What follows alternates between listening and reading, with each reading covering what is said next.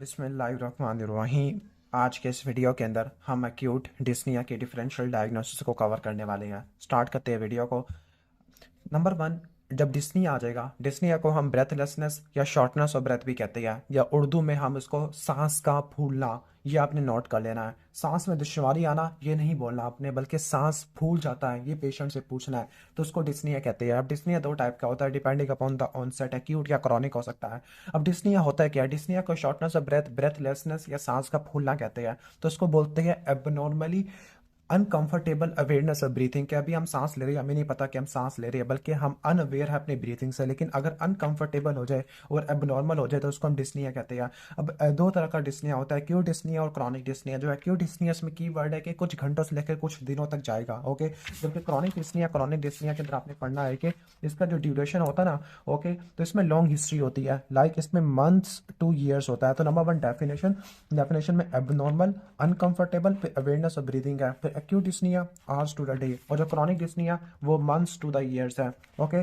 अब जो डिस्निया है, जब भी डिस्निया का आ जाए ना, तो आपने दो सिस्टम की तरफ जाना होता है, ओके। एक कार्डियोवास्कुलर सिस्टम और दूसरा आपका रिस्पिरेटरी सिस्टम। जबकि चेस्ट पेन वाले चैप्टर के अंदर हमने पल्मोनोलॉजी के भी पढ़े थे, ओके। लाइक हमने पढ़ा था कि हार्ट के अंदर angina, myocardial infarction, pericarditis, GIT के डिजीज हो सकते हैं, या लंग्स के डिजीज हो सकते हैं। मेनली ये तीन डिजीज होते हैं, या पीछे आपके वर्टिब्रा की डिजीज हो सकती है, लाइक स्पाइन का डिजीज है या हर्पीज जोस्टर है, ओके। मोटे मोटे ये कॉजेज होते हैं चेस्ट पेन के। तो अगर आपने वो वीडियो नहीं देखी तो वो जाके देख लेना।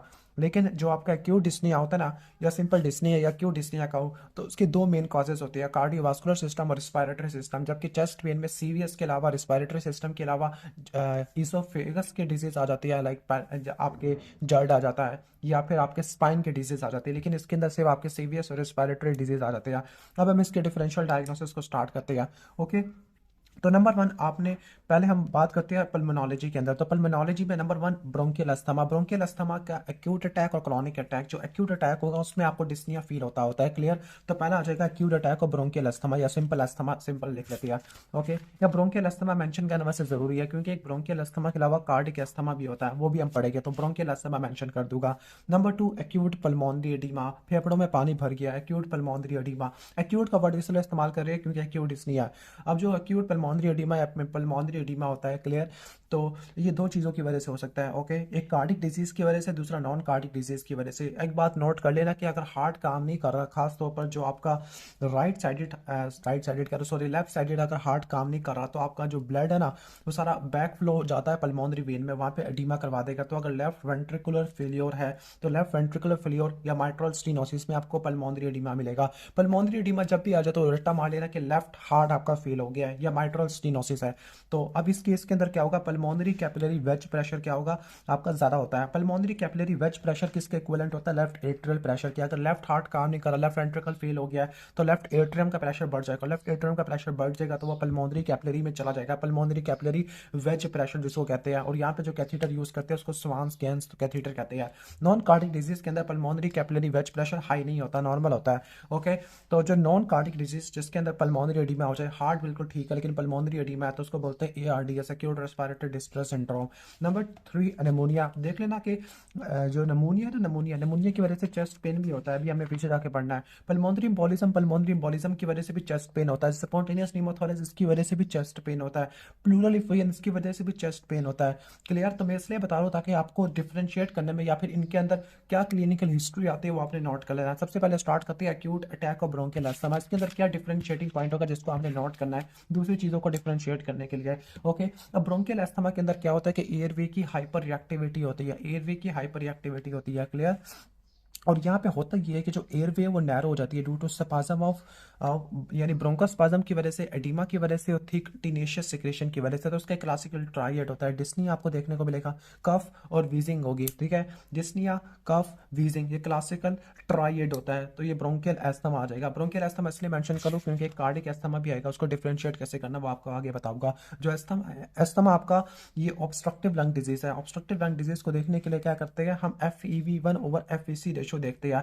ओके, और यहाँ पे जो एस्थमा है ना, एस्थमा और सीओपीडी में क्या डिफरेंस होता है? एस्थमा और सीओपीडी में ये डिफरेंस होता है कि जो एस्थमा रिवर्सिबल होता है, डेट मीन्स कि अगर आप ब्रोंको डायलेटर यूज करोगे, लाइक आप बीटा एगोनिस्ट यूज करोगे, बीटा एगोनिस्ट का इनहेलेशन दोगे, तो FEV1 अगर 15% से ज्यादा होता है, डेट मीन के डिजीज रिवर्सिबल। और रिवर्सिबल एयरवे ऑब्स्ट्रक्शन का मतलब है कि डिजीज आपका ब्रोंकियल एस्थमा है। अगर इरिवर्सिबल होता है तो आपका सीओपीडी आ जाएगा।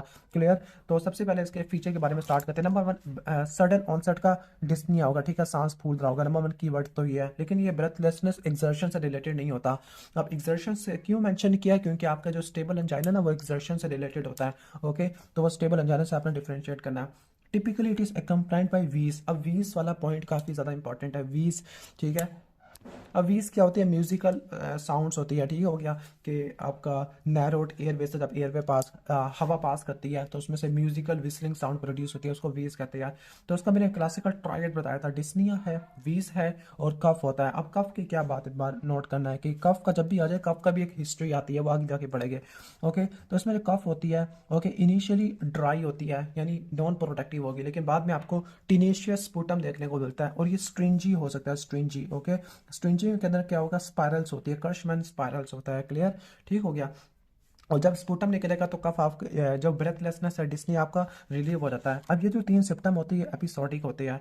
ओके, एपिसोडिक कभी होते हैं कभी नहीं होते, खुद ब खुद ठीक हो जाएंगे, या फिर आप कोई मेडिसिन लोगे, लाइक आपका साल्ब्यूटामोल इनहेलेशन लोगे तो आपको ठीक हो जाएगा। ओके, ठीक है, तो ये एपिसोडिक होते हैं। अगर ये सिम्टम कुछ डेज से लेकर वीक्स तक परसिस्ट करे तो उसको एक्यूट सिवियर अटैक ऑफ, यानी अगर ये परसिस्ट कर जाए, नॉर्मली मैंने कहा था कि एपिसोडिक होते हैं, खुद ब खुद ठीक हो जाता है या फिर मेडिसिन लेने से। ओके, और इनका ड्यूरेशन मिनट से लेकर आवर्स है, लेकिन अगर ये डेज से लेकर वीक्स तक चले जाए, परसिस्ट रहे, तो उसको ब्रोंकियल एस्थमा का सिवियर एक्यूट अटैक कहते हैं। तो जो severe acute attack of bronchial asthma जो सिवियर होता है उसको स्टेटस एस्थमेटिकस कहते हैं। और कहते हैं कि रात के वक्त, खासतौर पर रात के वक्त 2 बजे से लेकर 4 बजे तक पेशेंट बहुत ज़्यादा हो जाता है, क्योंकि रात के वक्त ना उसका डिस्निया, सफोकेशन, ये सिम्टम काफ़ी ज़्यादा वर्स हो जाती है because of increase airway obstruction जो रात के वक्त होती है। रात के वक्त कहते हैं कि सिंपैथेटिक एक्टिविटी रिलेटिवली कम होती है, जिसकी वजह से क्या होता है कि एयरवे की नर्विंग मजीद खराब हो जाती है। एक और इंपॉर्टेंट पॉइंट है कि एस्थमा के अंदर सीजनल वेरिएशन होती है और आपको दूसरे डिसऑर्डर भी देखने को मिलेगा, एलर्जिक डिसऑर्डर, क्योंकि टाइप 1 हाइपर सेंसिटिविटी है, तो उसमें रिनाइटिस, ओर्टिकेरिया, एक्जिमा, ये भी आपको देखने को मिल सकता है। ये आपके एलर्जिक डिसऑर्डर्स होते हैं। ओके, और सबसे इंपॉर्टेंट चीज़ इसमें फैमिली हिस्ट्री आपको देखने को मिलती है एस्थमा की। ओके, तो ये जो सिम्टम है ना, ये आपकी सारी हिस्ट्री ये पॉइंट है। तो हिस्ट्री के क्या क्या पॉइंट आ जाते हैं एस्थमा के अंदर? तो एस्थमा के अंदर क्या होता है कि नंबर 1 आपका जो एक्यूट ब्रोंकियल एस्थमा, अगर मैं बात करूँ acute attack of bronchial asthma, अगर वो परसिस्ट कर जाता है तो उसको स्टेटस एस्थमेटिकस कहते हैं। ब्रेथलेसनेस होती है, एक्सर्शन से रिलेटेड नहीं होती, ये इसको बल्कि मैं लास्ट में आके रिवाइज करवाऊंगा ब्रोंकियल एस्थमा वाले टॉपिक को। अब साइंस की तरफ आ जाते हैं। अब इसमें टैकिपनिया होता है और इसके अलावा आपका टेकिकार्डिया होता है, दोनों चीज़ें बढ़ जाती है। इसके अलावा एक और इंपॉर्टेंट चीज़ होती है पल्सेस पैराटॉक्सिकस। पल्सेस पैराटॉक्सिकस आपको कार्डिक टेम्पोनेट की भी देखने को मिलती होती है। अब पल्सेस पैराटॉक्सिकस क्या होता है? पल्सेस पैराटॉक्सिकस ये होता है कि जो पल्स है ना, फॉल कर जाती है, यानी इंस्पिरेशन में पल्स नॉर्मली बढ़ती है, लेकिन यहाँ पे पल्स वीक हो जाती है और डिसअपेयर हो जाती है। कैसे कंफर्म करेंगे? ब्लड प्रेशर से कंफर्म करेंगे। नॉर्मली होता है कि इंस्पिरेशन में जो सिस्टोलिक ब्लड प्रेशर है वो 5 मिलीमीटर फॉल करता है, लेकिन अगर पल्सेस पैराडॉक्सिकस है तो सिस्टोलिक ब्लड प्रेशर 10 मिलीमीटर से भी ज़्यादा नीचे गिर जाएगा। तो ये बहुत इंपॉर्टेंट है पल्सेस पैराडॉक्सिकस। जो आपको और किस कंडीशन में देखने को मिलता है? ये आपको देखने को मिलता है कार्डिक टेम्पोनेट के अंदर। ओके, ठीक हो गया। नंबर 3 इंपॉर्टेंट पॉइंट है सेंट्रल साइनोसिस। ओके, अब सेंट्रल साइनोसिस वाला पॉइंट, अब साइनोसिस क्या होता है? ओके, तो ये आ गया साइनोसिस वाला टॉपिक। और साइनोसिस से रिलेटेड एक और टॉपिक भी आता है, वो क्लबिंग होती है। पहले क्लबिंग को भी एक्सप्लेन कर देता हूँ। क्लबिंग के अंदर होता ही है कि जो टर्मिनल फेलेंजेस है उसकी आपको स्वेलिंग देखने को मिलती है due to interstitial oedema and dilatation of arteriole and capillary. तो ये किन किन डिजीज में देखने को मिलती है? वंस अगेन यहाँ पर आपने वही जो डिजीज है जो आपने को मैंने कहा था चेस्ट पेन वाली, लाइक चेस्ट पेन आपका कार्डिक डिजीज में होता है, चेस्ट पेन आपका रेस्पिरेटरी डिजीज में होता है, हेडिंग्स आपकी वही बनेगी GIT वाला, लेकिन कॉजेज डिफरेंट हो जाएंगे। कार्डिक डिजीज के अंदर साइनोटिक हार्ट डिजीज है। अब साइनोटिक हार्ट डिजीज कौन सी होती है? अब इसके अंदर टेट्रालॉजी ऑफ फैलेट है, राइट टू लेफ्ट शंट, ये वाले आपके साइनोटिक हार्ट डिजीज होते हैं। Infective endocarditis. ओके, और रिस्पिरेटरी के अंदर आपका bronchiectasis, bronchial carcinoma, lung sepsis, empyema, fibrosing alveolitis. और GIT के अंदर malabsorption syndrome, inflammatory bowel syndrome, liver cirrhosis. और मिसलिनियस के अंदर परसिस्टेंट डक्टस हार्टियोसिस PDA है और सब क्लेवियन आर्टरी का एनूरिज्म है। जबकि साइनोसिस है, साइनोसिस के अंदर क्या होता है कि अगर डीऑक्सी हीमोग्लोबिन 5 ग्राम पर डेसीलीटर से ज्यादा हो जाए तो उसको साइनोसिस कहते हैं। अब साइनोसिस 2 टाइप का होता है, पेरिफेरल साइनोसिस और सेंट्रल साइनोसिस। जो पेरिफेरल साइनोसिस होता है उस वक्त होता है जब आपका पेरिफेरल ऑर्गन की पुअर परफुजन होती है। जो पेरिफेरल साइनोसिस के अंदर जो ऑर्गन कोल्ड हो जाती है, ये आपको देखने को मिलता है किसके अंदर, फिंगर, हैंड्स, नोज, चीक्स और ईयर्स में जो लैटरल ऑर्गन है। जबकि सेंट्रल साइनोसिस के अंदर क्या होता है, सेंट्रल यहाँ पे परफ्यूजन पुअर थी, लेकिन अगर यहाँ पर ऑक्सीजन सेचुरेशन ही कम हो जाए, ओके, आर्टीरियल ब्लड की 80% से, ओके, तो उसको बोलते हैं सेंट्रल साइनोसिस। ये आपको पेरिफेरल और सेंट्रल पार्ट दोनों में देखने को मिलता है। सेंटर में टंग, बक्कल म्यूकोसा और अंडर सरफेस ऑफ लिप्स आ जाती है। ओके, अब ये क्यों होता है, ये डिफेक्टिव ऑक्सीजनेशन ऑफ ब्लड की वजह से हो सकता है या ब्लड की मिक्सिंग हो गई है। ओके, अगर डिफेक्टिव ऑक्सीजनेशन की वजह से है तो आप ऑक्सीजन थेरेपी दोगे तो ठीक हो जाएगा, लेकिन सेकंड वाला मिक्सिंग की वजह से हुआ है, like right to left shunt की वजह से, जिसमें आपको साइनोसिस देखने को मिलता है, tetralogy of Fallot cyanotic heart disease. तो इस केस में क्या हो गया, इंप्रूव नहीं करेगा। यानी जो आपके साइनोटिक हार्ट डिजीज है इसमें आपको साइनोसिस भी देखने को मिलता है, इसमें आपको क्लबिंग भी देखने को मिलती है, इसमें आपको साइथीमिया, पॉलीसाइथीमिया भी देखने को मिलता है। तो साइनोसिस, क्लबिंग और पॉलीसाइथीमिया ये आपने रट्टा मार लेना है। क्लियर। जो सेंट्रल साइनोसिस होता है, अब ये मैं आपको बताना चाह रहा था कि जो सेंट्रल साइनोसिस है ना, ये आपको ब्रोंकियल अस्थमा में भी देखने को मिलता होता है, रिस्पिरेटरी फेलियर में देखने को मिलता है, साइनोटिक हार्ट डिजीज में देखने को मिलता है, एबनॉर्मल हीमोग्लोबिन पिगमेंट और पर्सिस्टेंट डक्टस आर्टरोसिस। ओके, यानी इन दो कंडीशन के अंदर, ओके, इन दो कंडीशन के अंदर साइनोटिक हार्ट डिजीज हो गया, इनके अंदर आपको क्लबिंग भी देखने को मिलेगी। ओके, क्लबिंग के हमने अभी कॉज वगैरह पढ़ लिया है, तो सेंट्रल साइनोसिस को नोट कर लेना है। तो ये आपके साइन आ जाएगा। इसके अलावा ये सारे साइन आपके सीवियर अटैक को शो कर रहे हैं। पल्सेस पैराडॉक्सिकस, ओके, पल्स रेट काफ़ी ज़्यादा हो गया है। एक्सेसरी मसल को यूज़ करेगा, यानी जो पेशेंट है वो अपर राइट पोजीशन को अटेन करेगा, अपने हाथों को सपोर्ट करेगा यूं करके।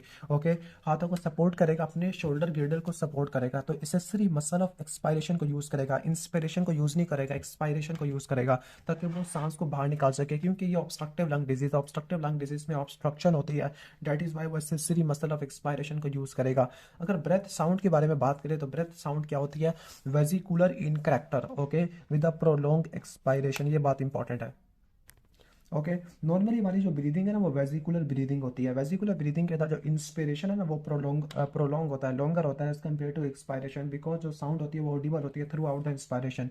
ओके, तो ये आपने नोट कर लेना। लेकिन यहाँ पर जो ब्रीदिंग है वो वेजिकुलर इन करैक्टर है, लेकिन एक्सपायरेशन क्या हो गया, उसका प्रोलॉन्ग हो गया। ये बहुत इंपॉर्टेंट है। और आपको रोंकाई भी देखने को मिलेगा। रोंकाई क्या होती है, rhonchi are the continuous musical whistling sound होती है। कंटिन्यूस म्यूजिकल विस्लिंग साउंड, एक वीज होता है और एक रोंकाई होता है। ठीक हो गया। अब दोनों का डिफरेंशिएट क्या करना है, दोनों म्यूजिकल विस्लिंग साउंड होती है। ओके, लेकिन जो वीज होता है विदाउट स्टेथोस्कोप आप सुनते हो, जबकि वो वाला जो रोंकाई होता है ना ये आप सुनते होते हो किस वजह से, ये आप नैरोड एयरवे की नैरोइंग की वजह से, स्टेथोस्कोप पे आप सुनते होते हो। क्लियर।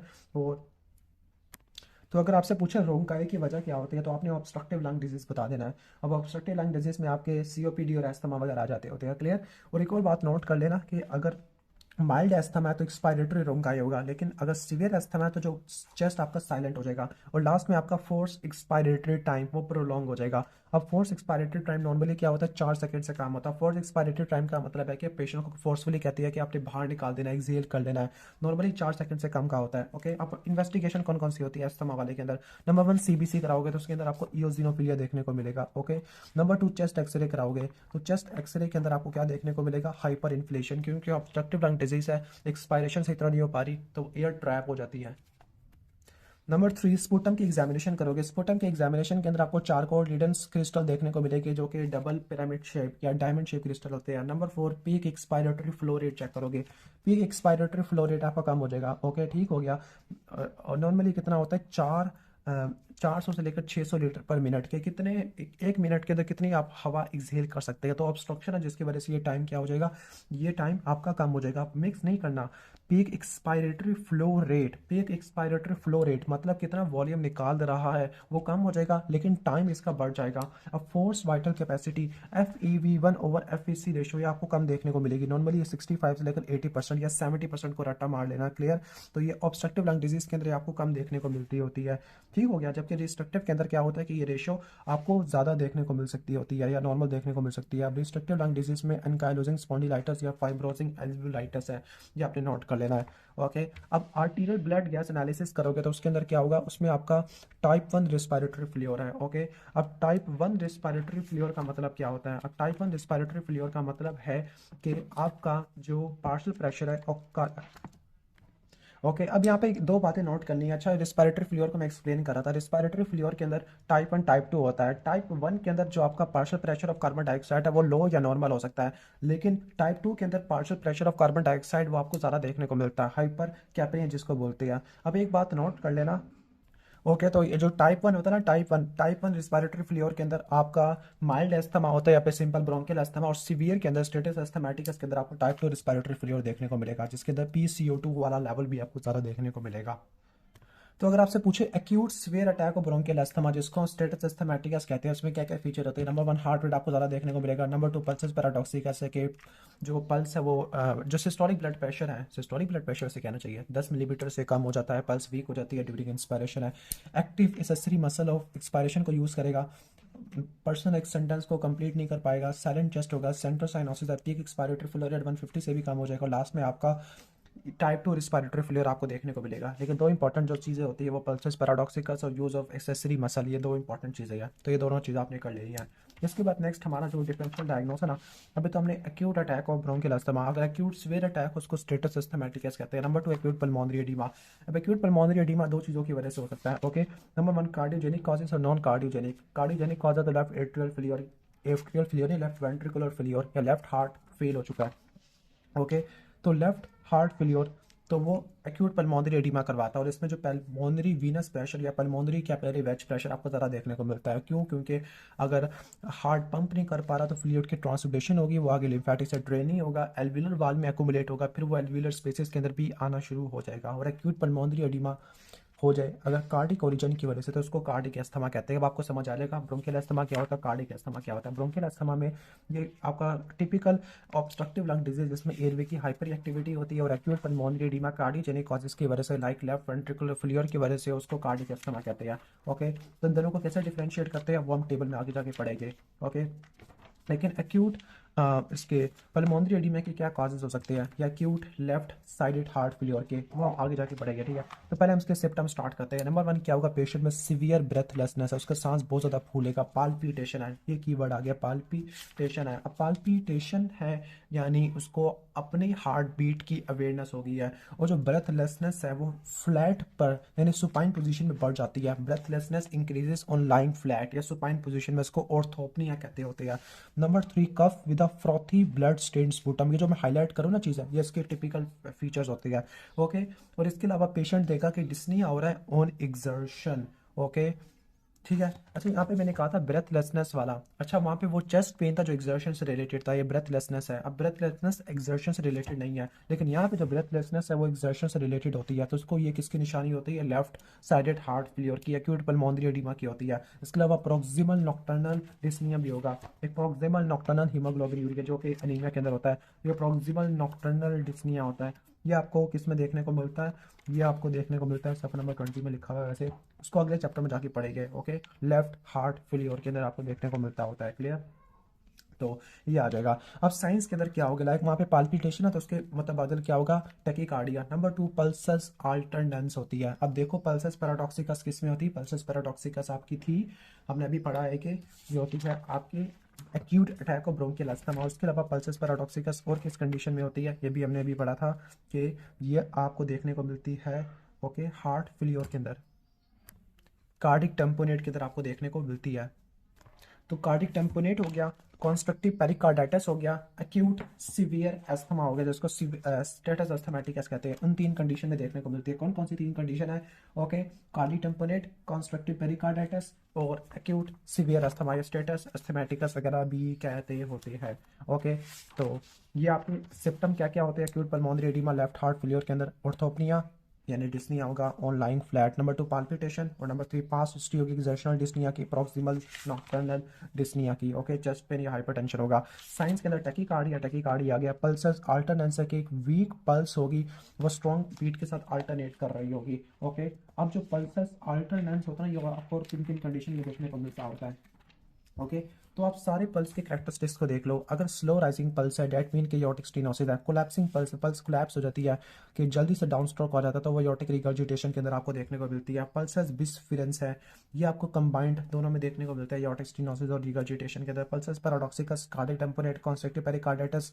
ओके, और इसके अलावा आपको एक्यूट सीवियर अस्थमा में देखने को मिलता है। पल्सस अल्टरनेंसी लेफ्ट वेंट्रिकुलर फ्लियर और लेफ्ट वेंट्रिकुलर फ्लियर की वजह से एक्यूट पल्मोनरी एडिमा हो जाएगा, ओके, या सुप्रावेंट्रिकुलर टैकीकार्डी में भी देखने को मिलता है। और पल्सस बाइजेमिनस ये डाइजॉक्सिन टॉक्सिसिटी में होता है जिसमें वेंट्रिकुलर बाइजेमिनी होती है। रेडियो फीमोरल डिले आपको कोआक्टेशन ऑफ अयोर्टा में देखने को मिलता है। तो ये सारी कंडीशन आपने तैयार कर लेनी है, क्लियर, तो ये ऑलमोस्ट हो जाएगा। नेक्स्ट है central cyanosis. Central cyanosis once again अभी हमने पढ़ा कि सेंट्रल साइनोसिस आपको अस्थमा में भी देखने को मिलता है, ब्रोंकियल अस्थमा में भी देखने को मिलता है, और इसमें कार्डियोजेनिक अस्थमा में भी देखने को मिलता है। तो और कौन कौन सी कंडीशन है जिसके अंदर आपको सेंट्रल साइनोसिस देखने को मिलता है? वंस अगेन हमें साइनोसिस वाले टॉपिक में जाना पड़ेगा। तो जो सेंट्रल साइनोसिस आपको रिस्पायरेटरी फ्लियर में देखने को मिलता है, वंस अगेन वो टाइप 1 टाइप 2 का होता है। टाइप 1 के अंदर क्या होता है कि रिस्पायरेटरी फ्लियर के अंदर PCO2 का लेवल आपका नॉर्मली लो होता है, लेकिन टाइप 2 के अंदर PCO2 का लेवल आपको ज़्यादा देखने को मिलेगा। साइनोटिक हार्ट डिजीज, टेट्रोलॉजी और फैलेट आ गया, अब नॉर्मल हीमोग्लोबिन और परसिस्टेंट डक्टस आर्टरियोसिस, ओके, ठीक हो गया, इसमें आपको देखने को मिलता है। पेरिफेरल साइनोसिस की भी देख लेना आप, ओके, तो ये सेंट्रल साइनोसिस में भी प्रेजेंट, ओके, ये आपको देखने को मिल सकता है। इसके बाद नेक्स्ट है कि third and fourth heart sound, ये बहुत इंपॉर्टेंट चीज़ आ रही है, third and fourth heart sound आपको देखने को मिल सकती है, ओके, तो जिसको क्या बोलते हैं, गैलोप रिदम या ट्रिपल रिदम कहते हैं। नॉर्मली दो साउंड होती है S1 S2, लेकिन अगर आपको ये भी देखने को मिल रही है तो उसको गैलोप रिदम या ट्रिपल रिदम कहते होते हैं। अब ये किन किन कंडीशन में देखने को मिलता है? थर्ड हार्ट साउंड आपको वैसे बच्चों में देखने को मिलती है ज़्यादातर, या हेल्दी यंग अडल्ट में, लेकिन इसका जो काज है ना यहाँ पर वो हार्ट फेलियर है। हार्ट फेलियर के अंदर लेफ्ट साइडेड हार्ट फेलियर की वजह से देखने को मिल सकती है। और जो फोर्थ हार्ट साउंड है, ओके, तो ये हाइपरटेंशन और इस्कीमिक हार्ट डिजीज के अंदर देखने को मिलती है। वन सेकेंड, इस हाइपरटेंशन की वजह से लेफ्ट वेंट्रिकुलर फेल हो सकता है, लेकिन मेनली थर्ड हार्ट साउंड आपकी आती होती है। क्रेपिटेशन में भी heard at the lung basis, crepitation आएगी, ओके, क्रेपिटेशन क्या होती है? क्रेपिटेशन आपकी क्रैकलिंग मूवमेंट होती है, ओके, और ये एंड इंस्पायरेटरी होती है। क्रेपिटेशन का भी डिफरेंशियल डायग्नोसिस आपको देखना पड़ेगा कि क्रेपिटेशन आपको और किन किन कंडीशन में देखने को मिल सकती है। अब जो क्रेपिटेशन है ना, दो तरह की होती है, पैन इंस्पिरेटरी और एंड इंस्पिरेटरी होती है। जो पैन इंस्पिरेटरी होती है थ्रू आउट द इंस्पिरेशन होती है, तो ये ब्रोंकाइटिस आ जाएगा, क्लियर, ब्रोंकिएक्टिस आ जाएगा, जिसके अंदर क्या हुई है, सिक्रेशन बढ़ी है, सिक्रेशन इन्फ्लेमेशन के अंदर आती है। जबकि एंड इंस्पिरेटरी के अंदर पल्मोनरी एडिमा और फाइब्रोसिंग एल्वियोलाइटिस आ जाएगा, ओके, ठीक हो गया, जिसमें एक्सप्लोसिव ओपनिंग होती है एल्वियोलाई की, ओके। और इसके बाद है कि कुछ और दूसरे साइंस होती है, उनको छोड़ देते हैं। तो क्या क्या इंपॉर्टेंट साइन है, टैकीकार्डिया नोट करना है, पल्सेस अल्टरनेंस होती है, सेंट्रल साइनोसिस है, गैलोप रिदम और बेसल क्रेपिटेशन आपको देखने को मिलती है। व्हाट आर द इन्वेस्टिगेशन जो आप करवाओगे एक्यूट पल्मोनरी एडिमा के अंदर? तो चेस्ट एक्सरे कराओगे, इसके अंदर आपको एबनॉर्मेलिटीज देखने को मिलेगी। वो क्या एबनॉर्मेलिटी होती है चेस्ट एक्सरे के अंदर? ओके, तो चेस्ट एक्सरे के अंदर आपको कार्डियोमेगाली देखने को मिल सकती है due to left ventricular enlargement है, ओके। इसके अलावा जो लेफ्ट बॉर्डर हार्ट का वो स्ट्रेट हो सकता है, नॉर्मली कर्व्ड होता है, लेकिन अगर स्ट्रेट हो जाए तो ये माइट्रल वाल्व डिजीज की वजह से, माइट्रल स्टेनोसिस की वजह से हो सकता है। और लास्ट में प्रोमिनेंट वीनस मार्किंग होती है in the upper part of the lung field, जिसको अपर लोब डाइवर्जन कहते हैं, ओके। तो क्या क्या चीज़ आपको देखने को मिलती है? आपको कार्डियोमेगाली है, अपर लोब का डाइवर्जन देखने को मिलेगा, ओके, ठीक हो गया, अपर लोब डाइवर्जन यानी प्रोमिनेंट वीनस मार्किंग है। कार्ली या कैरली बी लाइंस आपको देखने को मिल सकती है। ये क्या होती है? These are the distended lymphatics होती है, जो कि हॉरिजॉन्टल लाइन बनाएगी, ओके, ठीक हो गया, horizontal lines in the lateral part of the lower lungs field. अगर अपर पार्ट है तो वहाँ पर आपको अपर लोब डाइवर्जन और कैरली वाली लैटरल के अंदर लोअर में देखने को मिलती है, हॉरिजॉन्टल आ जाती है। बैट विंग अपीयरेंस है, ये प्रोमिनेंट वास्कुलर मार्किंग होती है, ओके। अब पहले हमने पढ़ा था ये डिस्टेंट लिम्फेटिक्स है, वीनस मार्किंग है, अब ये वास्कुलर मार्किंग है, ओके, ये हाइलर रीजन में होती है, जिसको बोलते हैं बैट विंग अपीयरेंस। अब आ जाती है ईसीजी के अंदर। ईसीजी के अंदर क्या होगा? लेफ्ट एट्रियल और लेफ्ट वेंट्रिकुलर हाइपरट्रॉफी है, ओके, और इसके अंदर लेफ्ट वेंट्रल ब्रांच ब्लॉक आपको देखने को मिल सकता है। पल्मोनरी कैपिलरी वेज प्रेशर आपको ज़्यादा देखने को मिलेगा, clear, pulmonary capillary wedge pressure आपको ज़्यादा देखने को मिलेगा। इकोकार्डियोग्राफी के अंदर poorly contracting dilated left heart होगा, इजेक्शन फ्रैक्शन कम होगा, ओके, और वेल्वुलर डिजीज भी आपको देखने को मिल सकता है। तो dilated poorly contracting left heart, radius ejection fraction, valvular heart disease या सेप्टल डिफेक्ट, ये आपको देखने को मिल सकता होता है। तो ये मोटी मोटी चीज़ें हैं। अब आपने ये चीज़ें पढ़ ली है, इन्वेस्टिगेशन आपने इसका पढ़ लिया, क्लिनिकल फीचर इन दोनों का पढ़ लिया कि कार्डिक अस्थमा की और ब्रोंकियल अस्थमा की कैसे डिफ्रेंशिएट करोगे, ओके। तो नंबर 1 आ जाते हैं एज के ऊपर, हिस्ट्री के ऊपर। तो हिस्ट्री में क्या होगा, ओके, अभी पूरा टेबल बनाया हुआ तो पूरा टेबल से डिफ्रेंशिएट करेंगे। अभी हमने जो कुछ सारा पढ़ा है, ओके। तो नंबर 1 है कि जो ब्रोंकियल अस्थमा होता है ये बच्चों में स्टार्ट होता है और यंग अडल्ट में होता है। नंबर 1 है कि जो ब्रोंकियल अस्थमा है बच्चों में और यंग अडल्ट में होगा, जबकि ये आपका मिडिल एज के बाद स्टार्ट होता है, लेकिन इतना अच्छा डिफरेंस नहीं है। नंबर आ जाती है सबसे पहला इंपॉर्टेंट चीज़, cough. It is very prominent, और ये कभी कभार आपको यही सिम्टम देखने को मिल सकता है। और जब आपको मैंने टॉपिक बता रहा था, मैंने यहाँ पे कहा था कि कफ प्रोमिनेंट सिम्टम होता है, मैंने यहाँ पे ये बताया भी था कफ प्रोमिनेंट सिम्टम होता है ड्यूरिंग द अटैक, और ये ड्राई होती है, फिर ये थिक टीनेशियस हो जाती है, लेकिन ये प्रोमिनेंट सिम्टम नहीं होता। यहाँ पे मैंने कफ की बात ही नहीं की सिम्टम की तरह। ओके ठीक है। इसके बाद नंबर 2 है स्पूटम। ओके, अब स्पूटम का पॉइंट अच्छा है, यहाँ पे मैंने स्पूटम को हाईलाइट करवाया था कि जो स्पूटम होता है, okay, frothy blood stain sputum होता है, लेकिन यहाँ पे जो स्पूटम होता है थिक और टीनेशियस होता है, स्मॉल इन अमाउंट होता है, जबकि वहाँ पे फ्रॉथी था। नेक्स्ट पॉइंट है वीजिंग का। मैंने कहा था डिस्निया, कफ, वीजिंग, ये ट्राई हेड होता है एस्थमा का, तो वीजिंग होती है ये वेल मार्क्ड होती है, इसमें नहीं आती। इसके बाद पोस्चर का, मैंने इसमें कहा था कि यहाँ पे आपको ऑर्थोपनिया देखने को मिलता है। ओके ठीक हो गया। और मैंने यहाँ पे कहा था कि जो यहाँ पर एसेसरी मसल ऑफ एक्सपायरेशन को यूज़ करेगा, लेकिन अब यहाँ पे होगा क्या, पेशेंट फॉरवर्ड बैठेगा, अपने आर्म्स को सपोर्ट करेगा, एक्स्ट्रा रिस्पायरेटरी मसल को यूज़ करेगा, और यहाँ पर ऑर्थोपनिया देखने को मिलेगा। लेकिन यहाँ पे जो पेशेंट है वो प्रोप अप होना पसंद करेगा, क्योंकि यहाँ पे फ्लैट होने से डिस्निया वॉर्स हो जाता है। इस कंडीशन को बोलते हैं ऑर्थोपनिया। यहाँ पे प्रोप अप है, यहाँ पे क्या है, sit forward. Okay, sit forward against the support of arms. इसके बाद पास्ट हिस्ट्री है, तो यहाँ पे आपको ये रिकरेंट हिस्ट्री, पास्ट हिस्ट्री आपको देखने को मिलेगी, और यहाँ पे जो पास्ट हिस्ट्री है ये, ओके, आपको एक्सर्शनल डिस्निया की मिलेगी।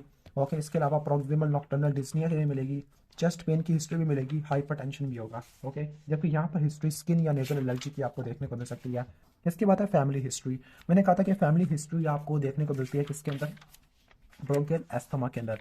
ओके, एलर्जी या एस्थमा की, लेकिन यहाँ पर फैमिली हिस्ट्री होगी हाइपरटेंशन की या इस्कीमिक हार्ट डिजीज की। क्लियर, ठीक हो गया। अब इसके बाद एग्जामिनेशन के अंदर आ जाते हैं। एग्जामिनेशन के अंदर अभी तक तो हमने सिम्टम पढ़े थे, अब हमारे एग्जामिनेशन के अंदर, ओके, ऑलमोस्ट हमने सारे फीचर्स को कवर कर लिया है। अब आ जाते हैं साइंस के अंदर, एग्जामिनेशन के अंदर। सबसे पहला आ जाता है पल्स, इजी से इजी पल्स। तो जो पल्स होती है इसमें आपको टैकीकार्डिया देखने को मिलेगा अगर अटैक सिवियर है। सिवियर अटैक उसको स्टेटस अस्थमैटिकस कहते हैं, जिसके अंदर आपने क्या क्या चीज़ें पढ़नी है, हार्ट रेट ज़्यादा होता है, टैकिप्निया होता है, पल्सस पैराडॉक्सिकस देखने को मिलता है। क्लियर, और क्या देखने को मिलेगा, पल्सस पैराडॉक्सिकस आपको कॉन्स्ट्रक्टिव के अंदर देखने को मिलता है, कॉन्स्ट्रक्टिव पेरिकार्डाइटिस के अंदर, और एक और कंडीशन में मैंने आपको बताई है, वो आपने बताना कमेंट्स के अंदर। एसेसरी मसल ऑफ एक्सपायरेशन को यूज़ करेगा।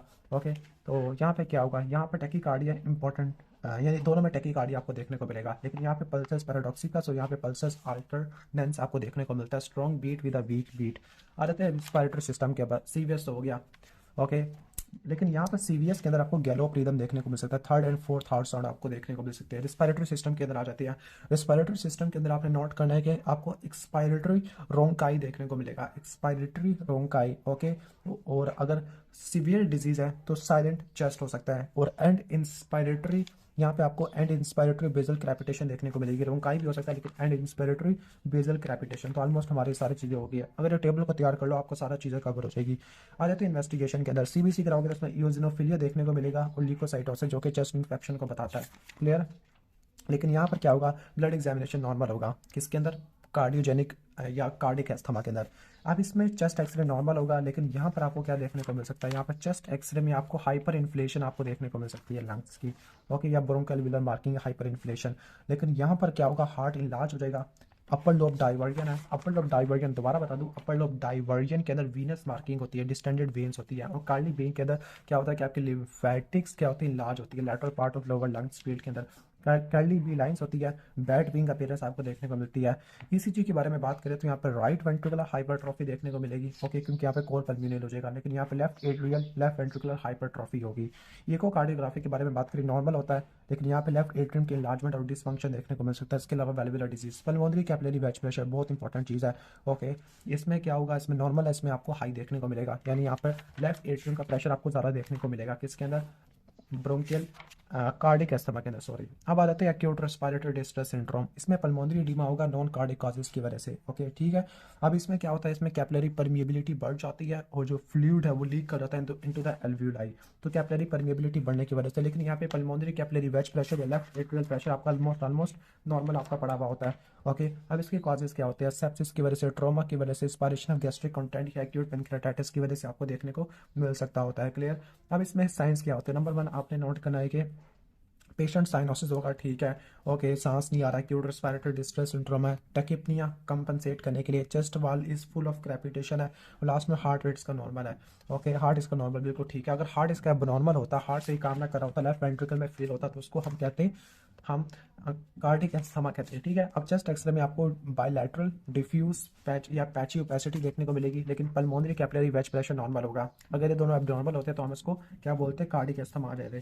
इसके बाद नमूनिया है, नमूनिया के अंदर डिस्निया है, may be the presenting symptom, लेकिन नमूनिया को हम कवर करेंगे उसमें आगे जाके करेंगे लंग्स के इन्फेक्शन के अंदर। ओके, अब हम आ जाते हैं पल्मोनरी एम्बोलिज्म वाले टॉपिक के अंदर, और निमोथोरैक्स वाला टॉपिक है, फिर हमारा मैसिव प्लूरल इफ्यूई है ना, जिसको आगे वन सेकेंड आगे जाके कवर करेंगे। ओके, तो आ जाती है पल्मोनरी एम्बोलिज्म वाले टॉपिक के अंदर। अब पल्मोनरी एम्बोलिज्म के अंदर सबसे पहला इंपॉर्टेंट नोट करना है कि डीप वेनस थ्रोम्बोसिस की वजह से होता है, डीप वेनस थ्रोम्बोसिस की वजह से देखने को मिल सकता है, बेड रिडन पेशेंट के अंदर आपको देखने को मिलेगा। ओके, ठीक हो गया।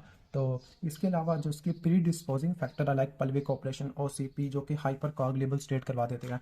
अब जो पेशेंट है, patient clinical feature number 1 sudden breathlessness होती है, नंबर 2 सीवियर सबस्टर्नल डिस्कम्फर्ट, यानी इसमें सीवियस या रिस्पिरेटरी सिम्टम दोनों को देखने को मिल रहे हैं। क्यों होते हैं? बिकॉज यहाँ पर पल्मोनरी एम्बोलिज्म हो गया है, पल्मोनरी एम्बोलिज्म। तो इसमें क्या होगा, इसमें कोरोनरी ब्लड फ्लो कम देखने को मिलेगा। अब कोरोनरी ब्लड फ्लो कम हो जाएगा तो ये स्कीमिया करवा देगा। ओके, तो डिफ्रेंशिएट करना मुश्किल हो जाता है कि एमआई का पीना या फिर उसका पल्मोनरी एम्बोलिज्म का। अब इसमें पेशेंट का क्या होता है, नंबर 1 टैकिपनिया, टैकीकार्डिया देखने को मिलेगा, लेकिन ये हाइपोटेंशन, जो इंपॉर्टेंट चीज़ है मैं हाईलाइट कर रहा हूँ, जेवीपी रेस्ट हो जाएगी with a prominent A wave. अब जेवीपी की भी डिफरेंट आपने पढ़ना होता है जेवीपी का। ओके, तो मैं जेवीपी का भी एक्सप्लेन कर देता हूँ कि जेवीपी वाला टॉपिक भी एग्जाम में आ जाता होता है। Okay, jugular venous pulse. अब जेवीपी के अंदर जो जुगलर वीनस पल्स है, इसमें दो वेव्स होती है, ए और आपके वी वेव, और जो आपके, ठीक है, और दो डिसेंट आते हैं, एक्स एंड वाई डिसेंट होते हैं। तो ए एंड वी वेव होती है। जो ए वेव होती है राइट एट्रियल कॉन्ट्रैक्शन की वजह से होती है। ओके, और जो एक्स है ये राइट एट्रियल रिलैक्सेशन की वजह से होगा। और जो वी वाला है ये फिलिंग होती है राइट एट्रियम की ड्यू टू वीनस रिटर्न, और वाई वाला क्या, ये एम्प्टिंग होती है राइट एट्रियम की। ओके, अब इसके डिफरेंस वगैरह पढ़ लेते हैं कि जेवीपी के अंदर क्या क्या आपको देखने को मिलेगा। ओके, अब जेवीपी के अंदर क्या क्या चीज़ें, rest JVP right ventricular failure की वजह से हो सकती है, कॉन्स्ट्रक्टिव पेरिकार्डिटिस की वजह से हो सकती है, पेरिकार्डियल एफ्यूजन जिसको कार्डिक टेम्परेट कहते हैं, ट्राइकस्पिड वाल्व डिजीज की वजह से आपको देखने को मिल सकती है। ओके, अब इसको कैसे याद करना है, जेवीपी ज़्यादा होगी, जेवीपी जब ज़्यादा होगी जब पल्मोनरी वीनस बैक फ्लो ज़्यादा होगा। ओके, तो उसको कैसे याद करना होता है, दो डिजीज आपकी पेरिकार्डियम की है जो कि फिलिंग को कॉम्प्रोमाइज़ कर रही है, एक डिजीज आपके वाल्व की और एक डिजीज आपके वेंट्रिकल्स की होती है। ओके, इसके अलावा जो ए वेव है, प्रोमिनेंट ए वेव, अब ए वेव प्रोमिनेंट जब कब होगी, जब ए वेव क्यों आती है, राइट एट्रियम के कॉन्ट्रैक्शन की वजह से होती है। ओके, तो अगर कॉन्ट्रैक्शन ज़्यादा हो रही है राइट एट्रियम के, राइट वेंट्रिकल की हाइपरट्रॉफी हो रही है। अब हाइपरट्रॉफी भी क्यों हो रही है, ड्यू टू पल्मोनरी हाइपरटेंशन या पल्मोनरी स्टेनोसिस या ट्राइकस्पिड स्टेनोसिस की वजह से। अब इसके बाद बाकी और काम की चीज़ इसमें नहीं है। रैपिड वाइड डिसेंट, ये नोट कर लो, कॉन्स्ट्रक्टिव पेरिकार्डिटिस में आपको रैपिड वाइड डिसेंट आपको देखने को मिलता होता है। ओके, और जो कोस्मल साइन है ये आपको कॉन्स्ट्रक्टिव पेरिकार्डिटिस, रिस्ट्रिक्टिव कार्डियोमायोपैथी के अंदर और राइट वेंट्रिकुलर फेलियर में आपको देखने को मिल सकता है। क्लियर, तो ये आपका ऑलमोस्ट ही आ जाएगा। और प्रोमिनेंट ए वेव, ये मैं बताना चाह रहा था कि प्रोमिनेंट ए वेव आपको देखने को मिलती है किसके अंदर, पल्मोनरी एम्बोलिज्म के अंदर भी आपको देखने को मिलती है। ओके, इसके बाद right ventricular heave, right ventricular heave आपको इसमें देखने को मिलेगा। अभी राइट वेंट्रिकुलर हीव क्या होता है, इसको लेफ्ट पैरास्टर्नल हीव भी कहते हैं, राइट वेंट्रिकल के इलाजमेंट की वजह से होता है। पेशेंट को आपने क्या रखना, उसके लेफ्ट पैरास्टर्नल बॉर्डर पे हाथ रखना होता है, अगर ये कार्डिक कॉन्ट्रैक्शन से मूव करता है तो लेफ्ट पैरास्टर्नल हीव मौजूद है। ओके, तो लेफ्ट पैरास्टर्नल हीव आपको उसमें देख राइट वेंट्रिकल के हाइपरट्रॉफी की वजह से, इलाजमेंट की वजह से देखने को मिल सकते हैं। वो आगे वन सेकंड पल्मोनरी हाइपरटेंशन की वजह से, पल्मोनरी स्टेनोसिस की वजह से, या टेट्रोलॉजी ऑफ फैलेट की वजह से देखने को मिल सकता है, क्योंकि इसमें भी राइट वेंट्रिकल की हाइपरट्रॉफी होती है। ओके, इसके अलावा गैलोप आपको देखने को मिलेगा। ओके, जो P2 है मे बी लाउड, S2 में भी वाइडली स्प्लिट और फिक्स्ड है, कि जो S2 है सेकंड हार्ट साउंड है उसकी स्प्लिटिंग आपको देखने को मिलेगी। ओके, तो यहाँ पे एक और बात भी इसने की है, जो P2 है वो लाउड है, जो P2 लाउड होती है पल्मोनरी हाइपरटेंशन में देखने को मिल सकती है। वन सेकेंड, पल्मोनरी एम्बोलिज्म की वजह से पल्मोनरी हाइपरटेंशन वाली चीज़ें आपको देखने को मिल रही है। इसके अलावा स्प्लिटिंग बात की है, S2 की जो स्प्लिटिंग होती है ना, वन सेकेंड, ये भी पल्मोनरी हाइपरटेंशन में देखने को मिल सकती है। वन सेकेंड, पल्मोनरी एम्बोलिज्म या हाइपरटेंशन वैसे एक ही बात की चीज़ें बता रही है। अब चेस्ट एक्सरे के बारे में बात करें तो चेस्ट एक्सरे नॉर्मल होता है। ओके, अगर नॉर्मल चेस्ट एक्सरे या डिस्नी हो रहा है तो उसका मतलब है कि पल्मोनरी एम्बोलिज्म है। ओके, ठीक हो गया। और अगर कोई फीमेल ओरल कॉन्ट्रासेप्टिव यूज़ कर रही है तो रिकरेंट हो सकता है, तो इसकी वजह से डिस्निया होगा, ऑन द एक्सर्शन होगा, वीजिंग भी आपको देखने को मिल सकती है। ओके, नंबर 2 ईसीजी, ईसीजी के अंदर टाल टी वेव होगी, पी वेव होगी, टाल पीक पी वेव होगी, राइट वेंट्रिकुलर स्ट्रेन होगा, राइट एक्सिस डेविएशन होगा, राइट वेंट्रिकुलर ब्रांच ब्लॉक होगा। इसके अलावा आपको पल्मोनरी एम्बोलिज्म की चीज़ें S1Q3 T3 देखने को मिलेगा। एबीजी के अंदर क्या होगा, एबीजी के अंदर टाइप 1 रिस्पायरेटरी फेलियर है। टाइप 1 रिस्पायरेटरी फेलियर के अंदर क्या होता है कि आपका लाइक यहाँ पे ऑक्सीजनेशन नहीं हो पा रही ना, तो लो PO2 और लो PCO2 ये आपको देखने को मिलेगा। प्लाज्मा डी डायमर आपको ज़्यादा देखने को मिलेगी if normal, okay, if normal pulmonary embolism is excluded. Ventilation perfusion scan कराओगे तो V/Q आपको परफियन देखने को मिलेगा। ओके, ठीक हो गया, यानी वो पार्ट लंग्स का जो एम्बोलिस से अफेक्टेड है वो परफ्यूज नहीं होगा लेकिन वेंटिलेटेड होगा, तो आपको परफियन डिफेक्ट देखने को मिलेगा। इकोकार्डियोग्राफी है, यूजफुल होती है। ओके, अगर क्योंकि दूसरी चीज़ों को निकाल देगी। लास्ट में आपने पल्मोनरी एंजियोग्राफी जिसमें CT स्कैन एक्सरे कराओगे जिसके अंदर आपको साइट ऑफ ब्लॉकेट देखने को मिल जाएगा। इसके बाद नेक्स्ट हमारा न्यूमोथोरैक्स वाला टॉपिक। न्यूमोथोरैक्स का मतलब है presence of air in the pleural cavity. Okay, ठीक हो गया। तो उसकी सिम्टम क्या होती है? नंबर 1 क्या होगा, pain on the side of the chest होता है। ओके, ब्रेथलेसनेस भी सडन ऑनसेट का होता है, क्यों डिस्नी होगा। अब इसमें साइंस क्या होते हैं, इसमें जो trachea shifted towards the opposite side. अब ये मेंशन करना पड़ेगा कौन से साइड में होता है। ओके, तो जो आपका टेंशन न्यूमोथोरैक्स है इसमें ऑपोजिट साइड पे चला जाएगा। स्पॉन्टेनियस के अंदर सेम साइड पे ट्रैकिया की डेविएशन आपको देखने को मिलती होती है। क्लियर। परकशन नॉट देखे तो वो हाइपर रेजोनेंट होता है। अब परकशन नॉट हाइपर रेजोनेंट है, अब इसकी क्या रीजंस हो सकती है, ठीक है। ओके, और हाइपर रेजोनेंट है न्यूमोथोरैक्स या एम्फीसीमा की वजह से आपको देखने को मिल सकता है। अब सब चीज़ें आपको कम देखने को मिलेगी, चेस्ट मूवमेंट, वोकल फ्राइविटस, ये सारा रिस्पायरेटरी सिस्टम। कॉइन टेस्ट आपको पॉजिटिव देखने को मिलेगा। ओके, अब चेस्ट एक्सरे में देखो, चेस्ट एक्सरे में डायग्नोसिस कंफर्म हो जाएगा। इसमें आपको हाइपर ट्रांसलूसेंसी देखने को मिलेगी विद एब्सेंट लंग्स मार्किंग और definitive border of compressed lung, ये आपको देखने को मिलेगा। मीडिया स्टेनम ऑपोजिट साइड पे शिफ्ट हो जाएगा, खास तौर पर टेंशन न्यूमोथोरैक्स के अंदर। तो स्पॉन्टेनियस न्यूमोथोरैक्स होता है, pneumothorax without any trauma to the chest. Okay, ठीक है।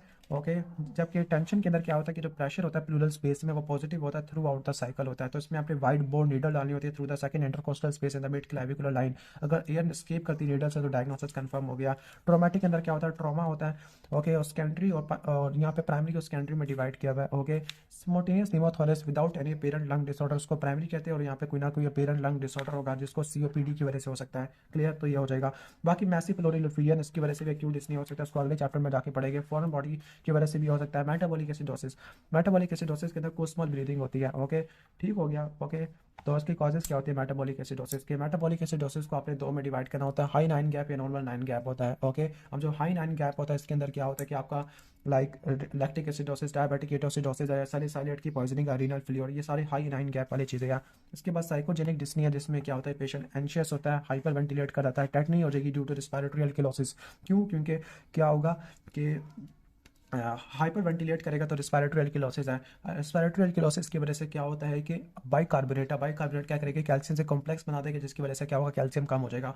कैल्शियम कम हो जाएगा तो टेटनी हो जाएगी। ओके, बाकी सब चीज़ें ऑलमोस्ट सेम है। और यहाँ पे पीरियोडिक या शीन स्टोक्स ब्रीथिंग एक्सप्लेन कर रहा है कि ये हाइपर वेंटिलेशन होती है alternating with a complete apnoea. तो ये रिस्पायरेटरी सेंटर की सेंसिटिविटी के कम होने की वजह से होती है। लेफ्ट एट्रियल फेलियर या लेफ्ट हार्ट फेलियर या ब्रेन स्टेम डेथ की वजह से आपको देखने को मिल सकती है। तो ये तो हो गया हमारा एक्यूट डिस्निया वाला टॉपिक है।